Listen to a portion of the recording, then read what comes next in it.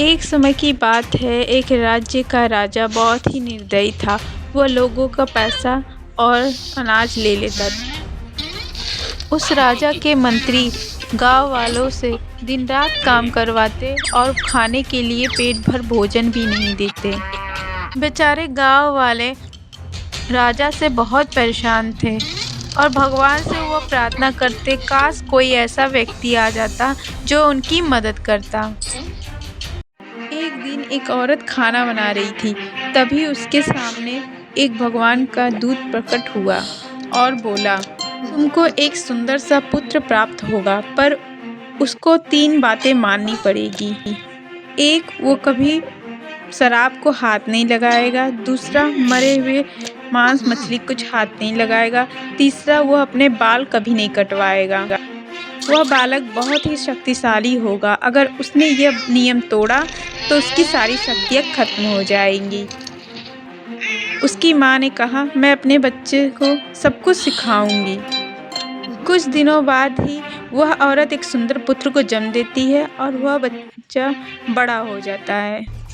एक दिन वह जंगल से जा रहा था। तभी वह देखता है कि एक मरे हुए शेर के पेट के अंदर मधुमक्खी का छत्ता था और उसमें शहद भरा हुआ था। वह शहद को देखकर अपने आप को रोक नहीं पाया और वह शहद खाने लगा। इस तरह वह एक शर्त को तोड़ देता है। मरे हुए चीज़ों को हाथ लगाने से भगवान ने मना किया था। फिर वो महल में चला आता है और राजकुमारी से कहता है कि देखिए, मैं कितना शक्तिशाली हूँ। राजकुमारी से प्रेम करता था।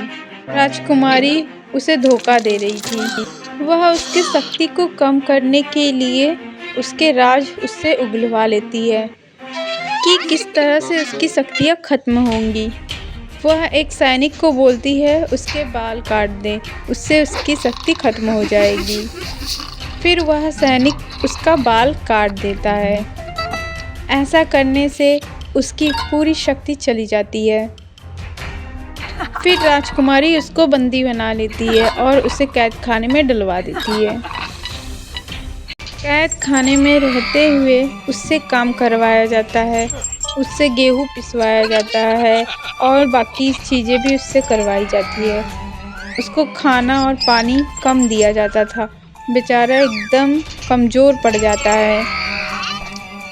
पर वह क्या करता, प्यार की वजह से उसको धोखा मिल गया।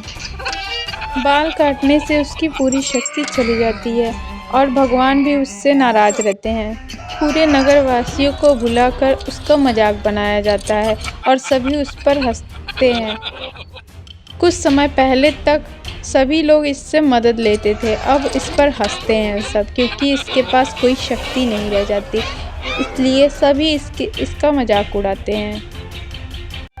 तब वो भगवान से बोलता है कि भगवान, मुझे एक बार शक्ति दे दो, मैं सब कुछ ठीक कर दूंगा। भगवान उसकी प्रार्थना सुन लेते हैं और उसको शक्ति दे देते हैं और वो खंबा को खींच के पूरे महल को गिरा देता है। और फिर जो क्रूर राजा था वो भी मर जाता है, उसके सैनिक भी मर जाते हैं और राज्य पूरी तरह से आज़ाद हो जाता है। इन सब चीज़ों में वो इंसान भी मर जाता है और सबको आज़ादी दिलाकर तब वो मरता है।